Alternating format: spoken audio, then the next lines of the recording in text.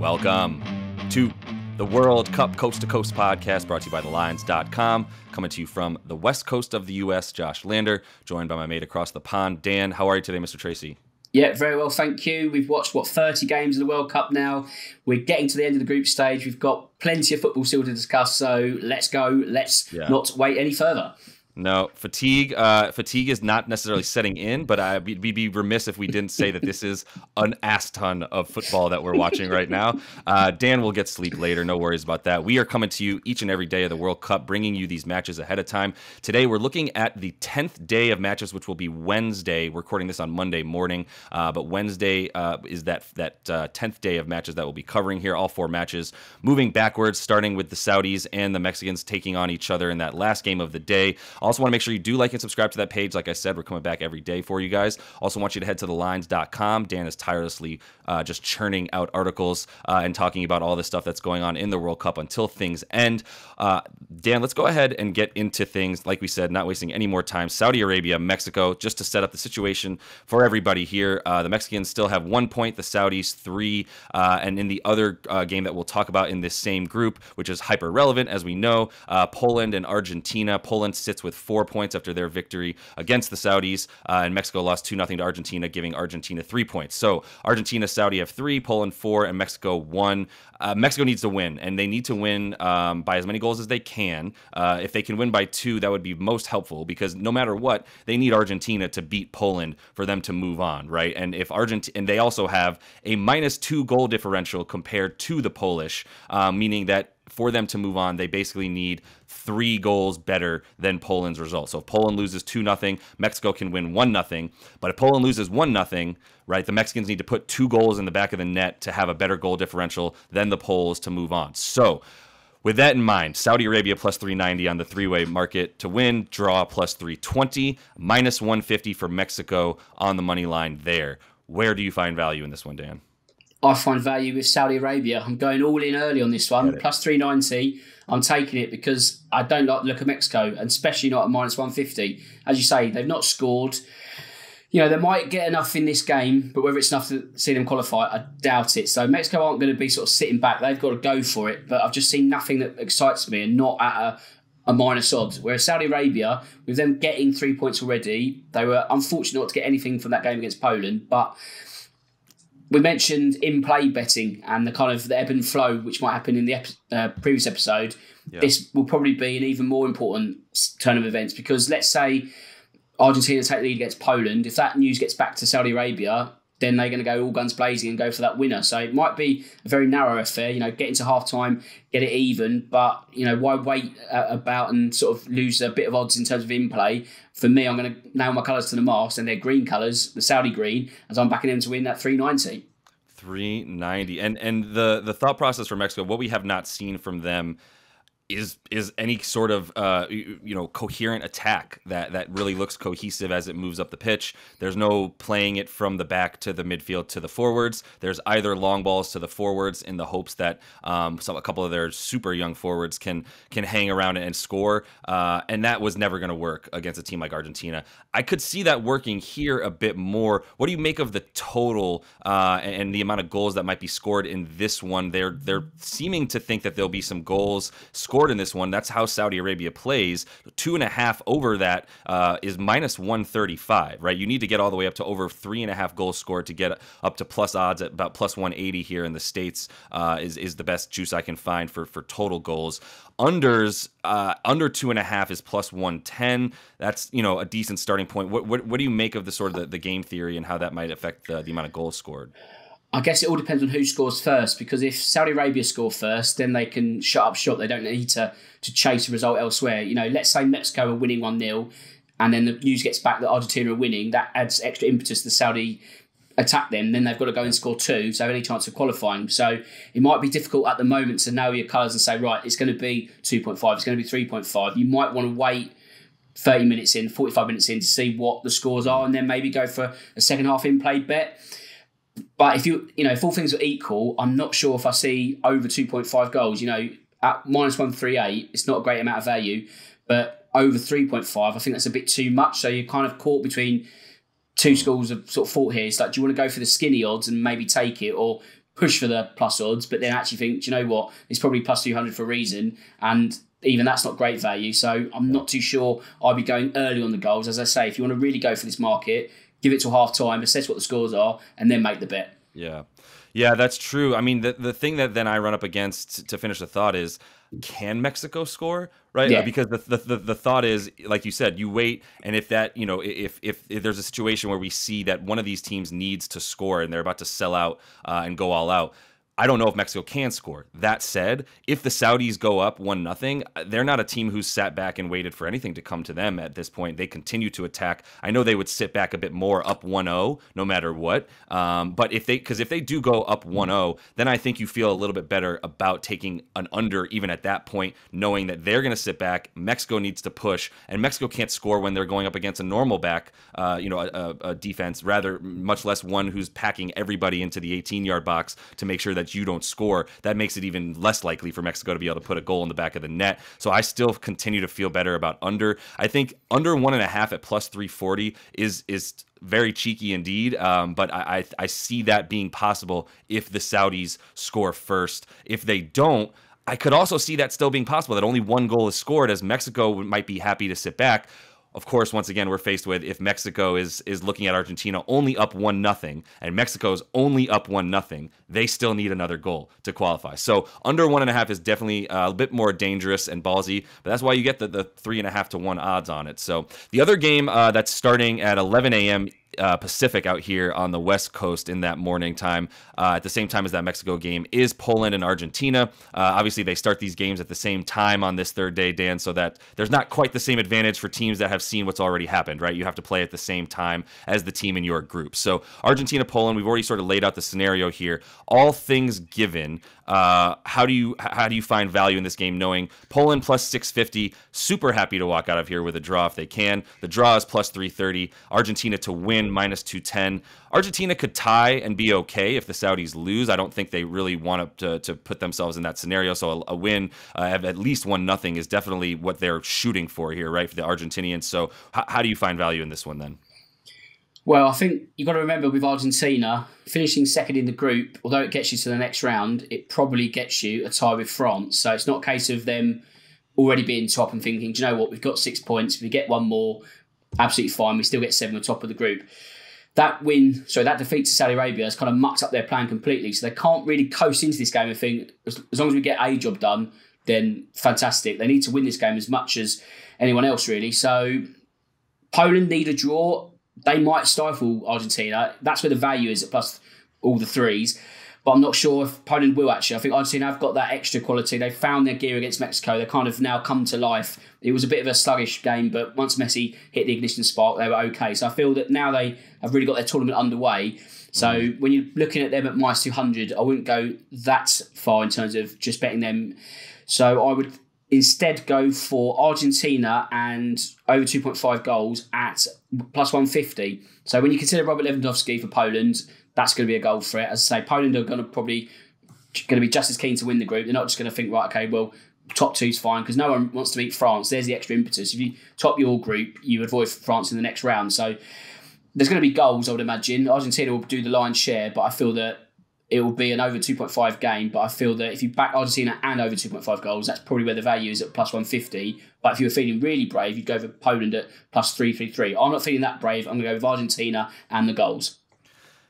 Yeah, I don't know what the path to victory looks like for the Polish. I mean, they looked much better in that second game, to be sure, but they also took advantage of some sloppiness from the Saudis. Obviously, that second goal and Robert Lewandowski's first ever World Cup goal came on a awful errant pass and awful touch on receiving the pass in the defense for Saudis.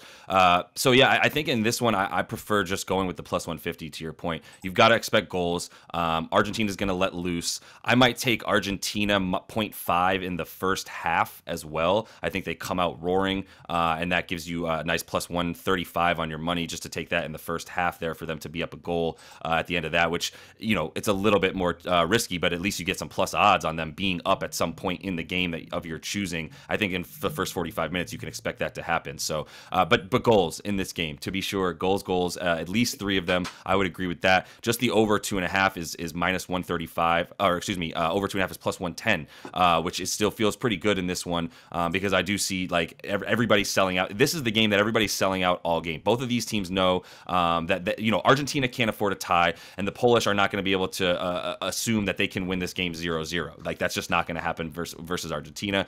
So I think all of that game theory leads to goals. Let's move on to the games that are earlier in the day. The other group here is France is against Tunisia. The other one, Denmark and Australia. Starting with France and Tunisia, did we make a mistake on that prediction there? I know we weren't predicting the French to have a downfall, but we were saying steady on, right? We were giving a little bit of caution as there was the opportunity for them to fold mentally and sort of bring back the ghosts that haunted them in 2002 after they won it in 98.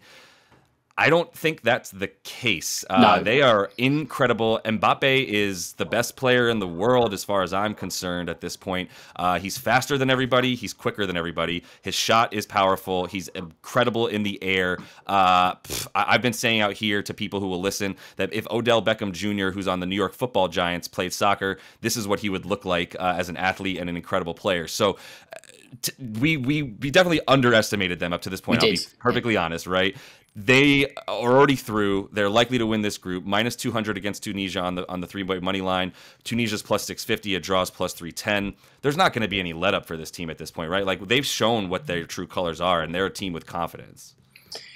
You're right. All I would say, though, is because they've already qualified, they are almost group winners as well. This is pretty much a free hit. It might be a game where Didier Deschamps shuffles the deck a little bit, keeps his big stars fresh for knockout football. So at minus 200, there's a little bit of caution attached to that. They're still high favourites to win, and rightly so. But at that price, with the risk of rotation, I'd probably cool off a little bit. However, if you're looking for value, I'd probably go for a France win to 0. So I've kind of gone against my own logic, but I want plus odds. So if you're only offering me minus odds, that's no good. When you consider that Tunisia haven't scored yet and France are, just world-class in every department, I can't really see Tunisia laying a glove, even if France play their B team, for use of a better term. So I'm looking at France to win to 0 at plus 110. And also Olivier Giroud. So he scored in the first of France's 3 matches. He's now level with Thierry Henry. Is it Thierry Henry who's got the record? Thierry Henry in terms of the French goal record. So he's going to want to have that record for his own. Drew a blank against the Danes, so why not go crazy against Tunisia? So I feel he's also worthy of a shout in terms of the anytime market. I've got that at about 175, which I think is a great price, because when you consider there's so many options for France in terms of goals, there is always that habit that they undercut each other. So Mbappe at plus 125, again, not the greatest price. So with that extra impetus of Giroud wanting that record for himself, that's the direction I'll be going for a goal scorer bet. Agreed. I would just say, let's not overthink the Mbappe bet. I know it's not the greatest odds, but I don't think this is shades of the best goal scorers we've seen in the tournament. True. Right? Yeah, that is true. Right, like goal scoring every game, and it's chances, right? We want shots on goal, we want chances. He had 7 shots last game, 4 of them on goal, 2 goals. If he's going to be putting the ball on target with that rate and that level of consistency, I'm happy to take plus 125. I love Giroud in this game because the same thing that you said. I think, first of all, he's going to continue to get 65 minutes plus or max, in my opinion, right? I don't know that they can, depending on the scenario, especially if they're keeping him in, he looks fit, fine. But at 65 minutes, that's usually when he's going to come out of the game. Fine, which means, though, that there's going to be more of a sense of urgency, I think, not just for him to score, but I would imagine his teammates to help him score and get him the ball in attacking positions. Because once you get past this group stage and you get past a team like Tunisia, who they're playing in this one, there's no more Tunisias left in the tournament after this game, right? Now you're talking about playing the winner of that group that we just spoke about. The potential to play Argentina in the first round means there's no more time to really make sure that you're getting your stars their flowers, right? It's not about getting Giroud his goal and breaking the scoring record at 50. He would need one more to get to 52 to break Henry's French record in the World Cup and in international appearances. That's not what I'm looking at here, right? I don't think that's going to happen next round, essentially, is what I'm saying. Once they move on, it's all about winning. So this is the time for him, plus 150. I think that sense of urgency gives them the thing. Just to add to your point, it's minus 130 for the for Tunisia to get under 0.5 goals. Or excuse me, to get over. Under 0.5 is even money. So it's not that the odds are there that it's not that unlikely for them to get shut out, is what I'm saying, in the way that they're shaping these odds up for us. The French to win, to handle business. I think we've seen what teams, like, just listen to what teams are telling us. And the French are telling us they're taking this seriously every step of the way. The exact opposite of my Belgians, who have not taken a single minute of this fucking tournament seriously. And I'm going to listen to them, and we'll probably talk about betting against them in the next game when they take on Croatia. Let's finish today's round, though, Dan, in the other game that'll be 7 a.m. PT out here on the West Coast. Denmark and Australia. Obviously, we'll be watching what happens in this game with the French and Tunisia as well. The Danes need a win. The Australians had a nice win there against Tunisia after getting blown up 4-1 against Australia. Against the French. Australia, though, still plus 600 on the three-way money line. Denmark minus 195. A draw plus 320. The Danes did get on the board there, at least getting a goal against the French, which looked really nice. But it's their lack of ability to score off anything other than set pieces that makes me nervous about taking them at minus 195. So where do you find the value in this one, Dan? I think the value here is with the draw, and that would be enough for Australia to qualify. I mean, you're looking at Denmark, as you say, minus 195. There's no value there. And I was quite hot on Denmark before the World Cup started. Yeah. I think I even suggested, when we sort of spoke about France's potential sluggishness, I thought Denmark were going to profit. Yeah. Now the profit is with Australia. I mean, Australia, when you consider that, although they lost to France, they scored the first goal. They won 1-0 against Tunisia, so they know how to get an opening goal. They know how to break the deadlock. If they do that again against Denmark, I think they've got both feet into the round of 16. I think it's going to be bad news for the Danes. So I don't feel that Australia at plus 600 is probably too bold. If you want to soften that Australia qualification, you can go double chance at 150, but you're only kind of undercutting yourself, really, because I feel that a win is going to be too big an ask. But when you look at Denmark, I mean, they were blunt against Tunisia. They were a little unfortunate against France, shall we say, but they just haven't really impressed. And as you say, it's all sort of set play football, and you don't see an open play goal, and that's a big concern for me if you were looking for value. So I feel that when you consider the draw and the lack of goals in the game itself, because Australia haven't got much in attack, but a 1-0 game would do it. So let's say it's 1-1 for example as well. You can get under 2.5 goals and the draw at plus 400. So that enhances my draw theory even more. So yeah, I think a narrow draw or, a stalemate is absolutely fine, but Australia will take that. They're not going to be worried too much if they don't win. If they draw, they're into the round of 16, and no one would have predicted that a couple of weeks ago. So there's no value in Denmark. If you want to be brave and let's embrace that chaos that we keep talking about, let's go for the Australian market in the draw. Yeah, I agree. I mean, it gets you a little bit more because it's plus 320 for the draw out here, which is already very, very nice. As you said, though, if you want to go under on the goals, like, I'm happy. I'm already planning on going under 2.5 goals in this game. It's minus 120, not a ton of value, but I'm kind of in a place where I really just want to win some money right now. I've had a rough 2 days before today that led me to take today off, to be honest with you. But I do feel like something we talk about, just get your purse correct, as you said, and get right as we move into the round of 16. Under 2.5 goals feels very, very, very lovely in this one. But either way, I'm also going to sprinkle some on the draw. To your point, these two teams just scream draws. So we'll go ahead and feel pretty good about 3.5 to 1 almost on your money there.